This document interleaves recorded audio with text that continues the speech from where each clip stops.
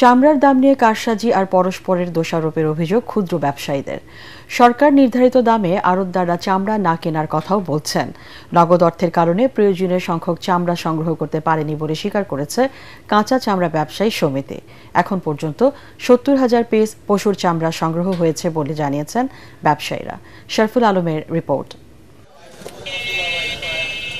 রাজধানীর সবচেয়ে বড় কাঁচা চামড়ার আড়ত পোস্তায় নেই আগে সেই ব্যস্ততা। ঈদের দ্বিতীয় দিনে কোরবানি করা পশুর চামড়া আসছে আড়তে। মৌসুমি এই ব্যবসায়ী ধানমন্ডি থেকে কয়েকটি চামড়া নিয়ে আসেন মোকামে। দর কষাকষি নিয়ে কয়েক আড়ত ঘোরাঘুরির পর শেষ পর্যন্ত তা বিক্রি করেছেন। তবে দাম নিয়ে হতাশার কথা জানান তিনি। আমাদের 700 করে কিনা, এখন রিক্সা ভাড়া ভুড়া নিয়ে 800 টাকা তারা বলতে আছে, আর সরকার রেট দিছে যা তার রেট আমরা পাইতে আসি না। যে দামে কিনি 400-500 টাকা খরচ, 400 টাকা খরচ আছে, 800 কিনলে ওটা 400 টাকা খরচ, 1200 টাকা ধরেন। কালকে রাত্রে এখানে অনেকগুলো টাক ছিল, ওরা বলছে যে আমাদের থেকে 500 করে নিয়ে যান, তারপরও নিচ্ছে না। ঋণ না পাওয়া ও চামড়া ব্যবসায়ীদের সাথে সমন্বয় না করেই সরকার চামড়ার দাম নির্ধারণ করায় এই পরিস্থিতি তৈরি হয়েছে বলে জানিয়েছেন পাইকাররা। 2-4 বছর আগে যে চিত্রটা ছিল এখনকার চিত্র ভিন্ন। রাজনৈতিক প্রেক্ষাপটের বদলের কারণে টাকার অনেক সংকট ছিল, এই কারণেই আপনার চামড়াগুলো দাম কমে গিয়েছে এবং পড়ে গিয়েছে। লক্ষ্যমাত্রা টার্গেট ফুলফিল হওয়ার সম্ভাবনা নাই। গভীর রাতে আড়তে চামড়া সংগ্রহে সবচেয়ে বেশি কেনাকাটা হয়েছে। কিছু চামড়া নষ্ট হয়ে যাওয়ায় তা রাস্তায় পড়ে থাকতে দেখা গেছে। চামড়া সংগ্রহের পর এখন লবণ দিয়ে তার সংরক্ষণে ব্যস্ত ট্যানারি ব্যবসায়ীরা। তারা আশা করছেন আজ এবং আগামীকালের মধ্যে যেসব চামড়া আসবে সেগুলো সরাসরি পাঠিয়ে দেওয়া হবে সাভারের চামড়া শিল্প নগরীতে। শরফুল আলম, এটিএন বাংলা, ঢাকা। শতভাগ কোরবানির বর্জ্য পরিষ্কারের চ্যালেঞ্জ নিয়ে দ্বিতীয় দিনেও রাজধানীর 2 সিটি কর্পোরেশনে চলছে পরিচ্ছন্নতা অভিযান। এর পাশাপাশি বাসাবাড়ির ময়লা নিয়ে যাবার কাজও করতে হচ্ছে তাদের। কিছু স্থান বাদে পরিচ্ছন্ন নগরী পেয়ে সন্তুষ্ট এলাকাবাসী। আরও জানাচ্ছেন ইয়াসিন রানা। রাজধানীর বিভিন্ন স্থানে কোরবানির বর্জ্যের স্তূপ পড়ে থাকতে দেখা গেছে। পরিচ্ছন্নতা কর্মীরা বলছেন বেশিরভাগ বর্জ্যই পরিষ্কার করা হয়েছে।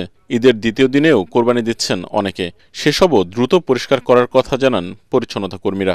8টা বাজে লাগছে, আরো 2 গাড়ি মারতে হবে, 3 গাড়ি বাড়াইতে হবে, আজকে সন্ধ্যা হইব। ময়লা ক্লিয়ার করে ফেলাইছে আগে পিকআপ দিয়ে, তখন মনে করেন কালকে রাতে 3টা পর্যন্ত আমরা ময়লা ক্লিয়ার করতে পারছি। আজকে তাও অন রয়েছে ময়লা, অগণ বর্জ্য ময়লা রয়েছে।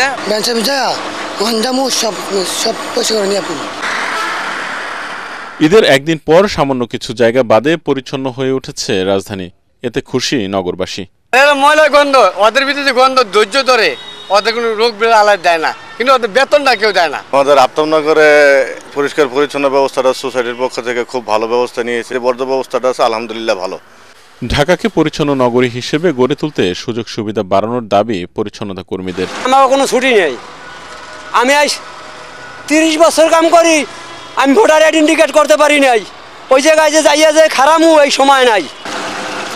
ইয়াসিন রানা, এটিএন বাংলা, ঢাকা। ভীষণ এসি নিয়ে এলো মানি ব্যাক গ্যারান্টি অফার। 1 মাস ব্যবহার করে সন্তুষ্ট না হলে সম্পূর্ণ টাকা ফেরত।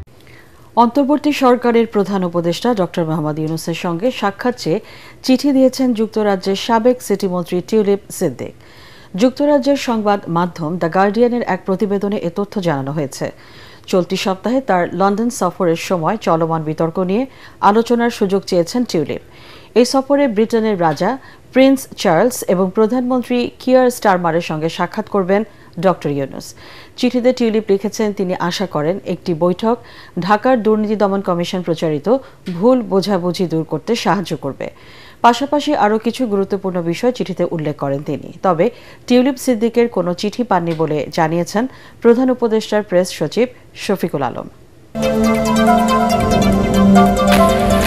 যাদের কথায় জাতীয় নির্বাচন এপ্রিলে নেওয়া হয়েছে তাদের প্রভাবমুক্ত হয়ে এই সরকারের পক্ষে ভোট আয়োজনে সংশয় রয়েছে বলে মন্তব্য করেছেন বিএনপির স্থায়ী কমিটির সদস্য আমির খসরু মাহমুদ চৌধুরী।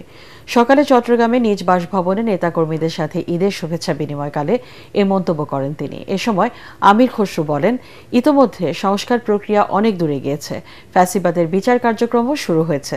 সেক্ষেত্রে ডিসেম্বরের আগেই নির্বাচন আয়োজন সম্ভব। বেশিরভাগ রাজনৈতিক দল ডিসেম্বরের মধ্যে জাতীয় নির্বাচনের পক্ষে মত দিলেও কেন তা পিছিয়ে দেওয়া হচ্ছে তা নিয়ে প্রশ্ন আছে বলে জানান তিনি। সিংহভাগ রাজনৈতিক দলের মতামতকে গুরুত্ব না দিয়ে এমন সিদ্ধান্ত দেশের রাজনীতিতে গভীর সংকট সৃষ্টি করবে বলে মনে করেন বিএনপির এই নেতা।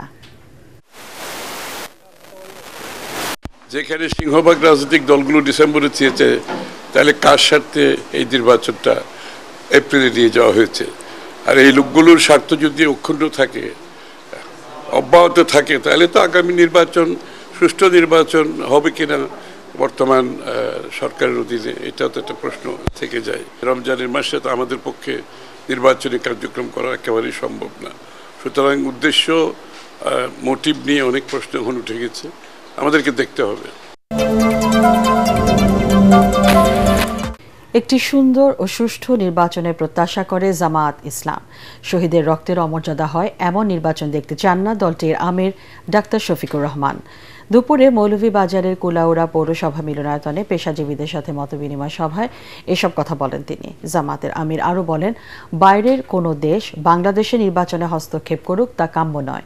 এতে আরও বক্তব্য রাখেন দলটির সহকারী সেক্রেটারি জেনারেল এহসানুল মাহবুব জুবায়ের, সিলেট মহানগর জামায়াতের আমির ফখরুল ইসলাম, জেলা সেক্রেটারি ইয়ামির আলী সহ অন্যান্যরা। আমাদের শহীদদের রক্তের অমর্যাদা হয় এমন কোন নির্বাচন আমরা দেখতে চাই।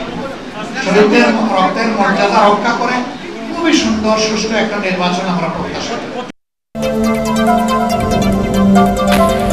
ফাঁকা ঢাকায় বাড়তি নিরাপত্তা নেয় স্বস্তিতে রাজধানীবাসী।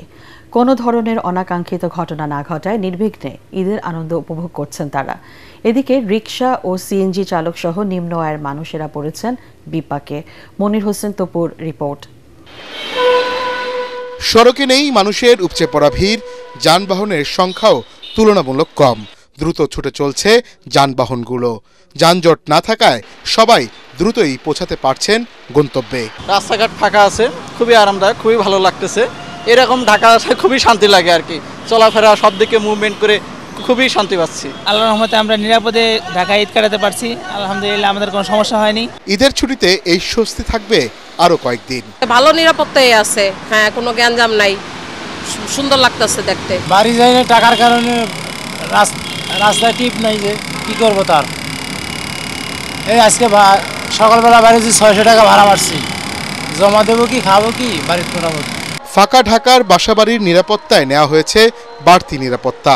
ছিনতাই, ডাকাতি ও সন্ত্রাসী কর্মকাণ্ড নিয়ন্ত্রণে থাকায় স্বস্তিতে কাটছে এবারের ঈদ।